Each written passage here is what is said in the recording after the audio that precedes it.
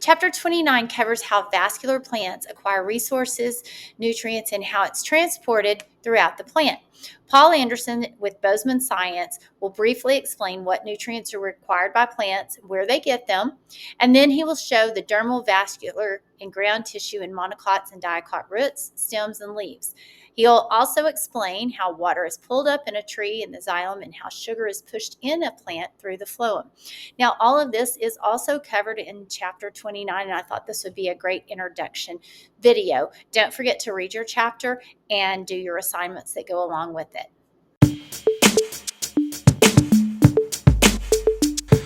Hi, it's Mr. Anderson, and in this podcast, I'm going to talk about plant nutrition and transport. I'm going to use a number of terms that you should be familiar with, like monocot, dicot, or ground tissue, vascular tissue. And if you're not sure what I'm talking about, make sure you go back and watch the previous podcast on plant structure. But before we get into that, we should talk about what plants need. In other words, what is the nutrition that plants count on? Well, it's the same thing as in you. They need schnapps. And so basically what they need is carbon, hydrogen, nitrogen, oxygen, phosphorus, and sulfur. And so where do they get the carbon? Well, unlike us, they're going to take carbon in the form of carbon dioxide. So that's going to come in through their leaves. They're going to absorb their water, so they're going to get their hydrogen and oxygen through their roots as well. But the other things like nitrogen, phosphorus, and sulfur, they're all going to take in through their roots. Now, how does that differ from animals? Well, we simply eat things like plants, or we eat things that eat plants, and so we can get all of those nutrients. And so basically we're kind of talking about the digestive, circulatory, and respiratory system all in one in relation to plants. And so basically plants live in two worlds. They live in the world above ground, and that's the world of the shoots, and then they live in a world below ground, and that's in the world of the roots. And so basically the one thing that they're taking in through their leaves is carbon dioxide, and they're using that carbon dioxide to make sugars, and those sugars are going to make up the bulk of a plant, but they're also going to be used for energy within the plant. Now, as far as roots go, they need water, and so that water is going to flow in through their roots, it's going to move up through the xylem, and it's eventually going to evaporate through their leaves. And so they're taking that water in. And the one thing that may puzzle you a little bit on this diagram is that they're also taking in oxygen. They're taking in oxygen through their roots. And you might think, that seems a little odd. What do they need oxygen for? Well, remember, they do photosynthesis, and they're using photosynthesis to take in the energy of the sun and convert that carbon dioxide into sugars. But they're going to use those sugars as well. So they do cellular respiration. What do you require for cellular respiration? You need sugars, and they're going to produce those through photosynthesis, but they also need oxygen. And so any part of a plant that's growing or requires energy is also going to require oxygen. Okay, let's start at the roots and then kind of work our way up through the shoots. I'm going to have examples here. These are the dicots and the monocots. So remember, a quintessential example of a dicot would be like a sunflower, and a monocot is going to be corn, or a dicot could be a dandelion, and monocot could be grass.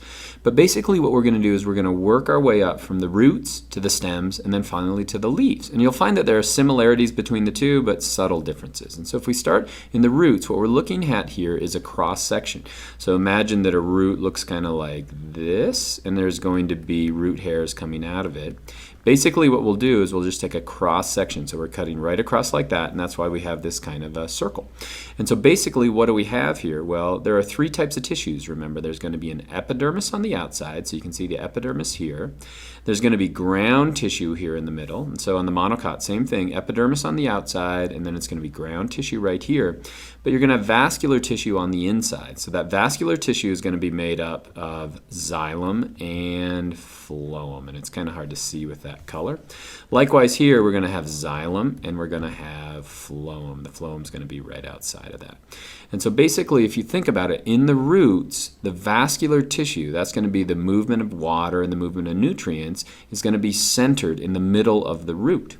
Now, if you think about it, that doesn't make sense. How is the water going to get from the outside to the center? Well, every time we build new roots, you can see this is roots actually in a potato. You'll see that they're actually starting at the bottom and then they're growing up from the center. And so it's kind of like a plumbing network where it's going to start on the outside, it's going to move to the inside, and then three-dimensionally it's going to go up. in the plant. Now, if you look at the edge, some of these cells are modified into what are called root hairs, and the function of that is to increase surface area. And a lot of these have fungus that are living in and around them, symbiotic fungi, that allow them to absorb even more nutrients. Now we're going to go above ground into the shoot system, and we're going to look at the stems. And so what you'll find is that we're still going to have the epidermis on the outside. You can see that. So here's the epidermis on the outside. It's going to have that cuticle on the outside of that. But what we start to see in the dicot is that the vascular tissue is moving from the center of the root towards the edge of the stem. And the reason why is it eventually has to flow out into the leaves. And so right here would be the xylem closer to the edge. We're going to have the phloem here.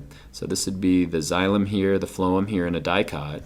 Likewise here, we're going to have the phloem here, the xylem, and then the phloem right here. I've always thought these look kind of like little monkey heads in a monocot. And then we're going to have the epidermis out here. What are all the other cells then? The other cells are going to be ground tissue, so that's going to be ground tissue here as well. All right, let's keep going, because remember those stems are eventually going to bud off, and those are going to reach to the leaves.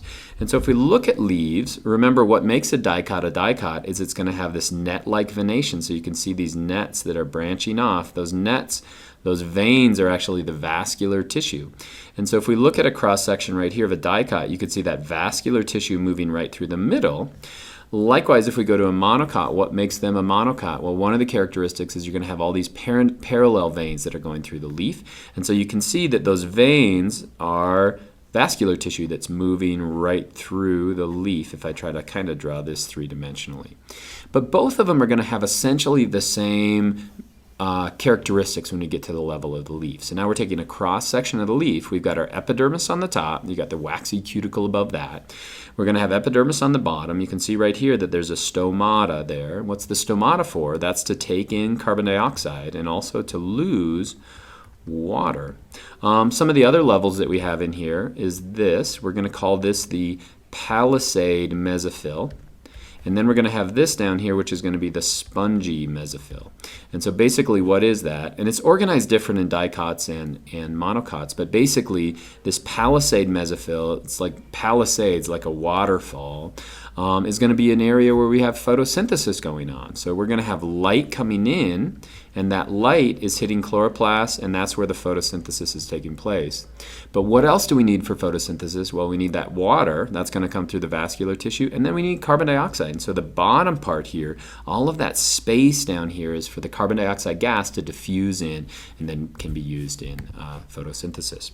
One quick thing I should mention, going way back down to the leaves again, our immune system kind of protects us from its environment, and also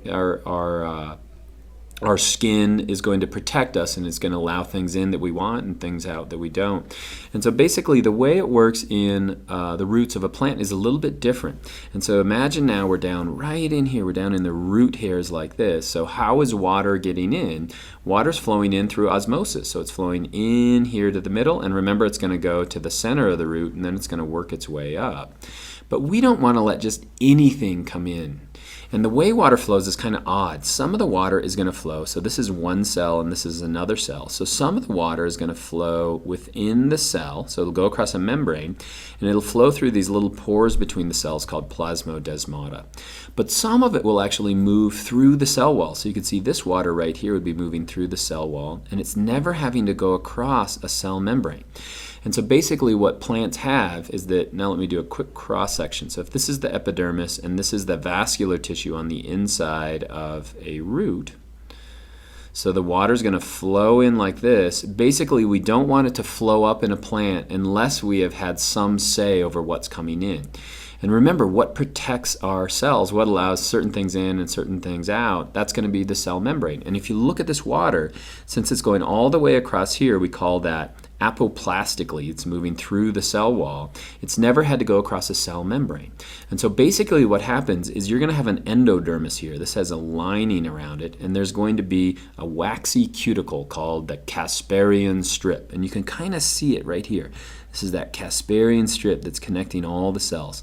And basically what it does is it acts almost as, I don't know if you've seen The Lord of the Rings, but there's a scene where Gandalf puts his staff down and says, "You shall not pass." Basically what the Casparian strip is doing is it's this strip that goes all the way across here, and it's basically forcing that water that's made it all the way to the inside of the vascular tissue.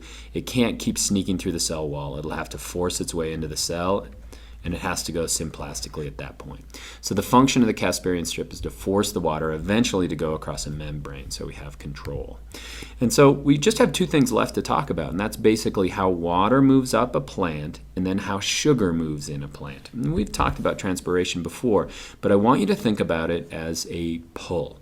In other words, there's going to be xylem, which are these vascular tissues that go all the way from the roots all the way up. In a tree, it's going to go all the way up the inside of the bark, all the way up to the leaves, and eventually evaporate.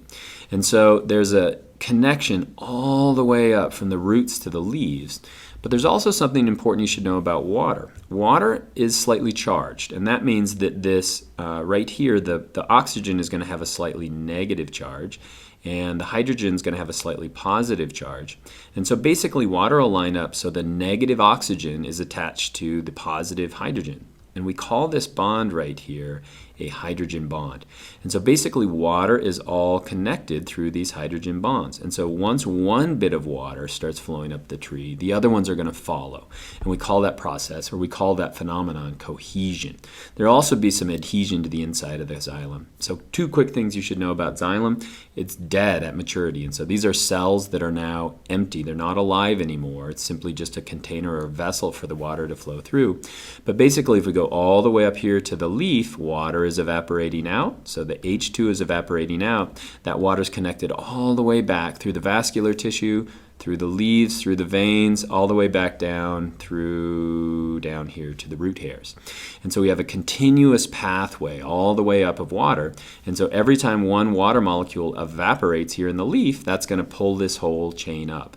And so really xylem and the water is moved through a pulling process. What's generating all of that energy to pull it up? It's going to be the sun is pulling it all the way up like that. Okay, now last thing then is how does phloem move? Well, phloem is different. Phloem are cells. So here's one cell, here's another cell, here's another cell. They're empty. And so how do you be alive as a cell and be empty? Well, basically they'll have these companion cells that are going to have a nuclei, and they're connected to the phloem cells. And they're going to provide the metabolic support for phloem. But phloem is a living cell, and xylem, we said, is dead. They're going to be little connecting holes all the way through here, and same thing over here. There will be connectors like that. And so basically, I like to think of it as being pushed. And so phloem and sap and sugar is actually pushed around in a tree. And you might be thinking, how does that work? Well, let's look at this carrot here. So we've got a carrot. It's planted underground. And let's say that it's the second year and this carrot happens to be coming back again. Well, if you think about it, where is the sugar going to be if this plant is just starting to grow? Well, more of the sugar is going to be in the carrot. And so if more of the sugar is going to be in the carrot, so we have sugar here, that sugar is going to flow out from an area of high sugar concentration down in the carrot into low sugar concentration in here. We're also going to get flow of water in this direction, but basically the sugar is going to be pushed in this direction. Since there's more sugar down here, we call that the sugar source. And so phloem is actually going to be pushed from the source to the sink. Okay, so there's more sugar down here. Where's it going to go? Well, there's sugar all the way down here, so that sugar is going to start to flow up to here. The leaves, it's early in the spring, we'll say, and so they're starting to grow, so they're not making any sugar yet. That means there's no sugar here. And so we call this a place where there's no sugar, the sink. It's just like a sink. So the water flows from the source to the sink. Sugar does the same thing. So the sugar is going to flow up here, and then it's going to move into these cells. And so basically we get this flow of sugar like this. This is going to be early in the spring. But let's say the carrot starts to grow, and now we've got photosynthesis going on, and now we've got these leaves producing a bunch of sugar. Well, now this is the sugar source. So we're making a bunch of sugar here. That's going to push the sugar down here from an area of high sugar to low. That's going to be stored down here in the carrot, and so that's going to become the sink when it's active. And so basically what we get is this flow of sugar always from the source to the sink, but we have this flow of water all the way up the tree continuously as long as the sun is shining. So that's basically how materials moved around in a plant. Tells you a little bit about what they need, how they get it, and I hope that's helpful.